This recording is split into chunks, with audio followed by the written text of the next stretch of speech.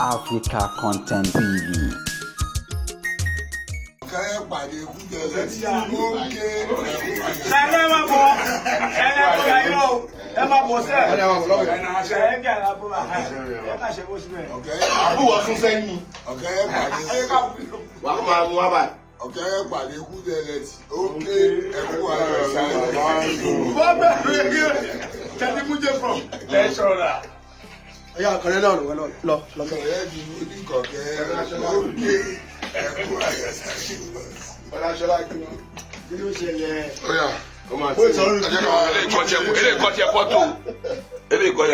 Toba, ya wa báyìí.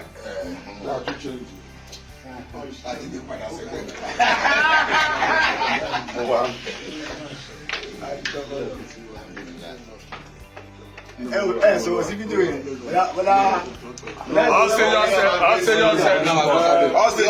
Video na ele.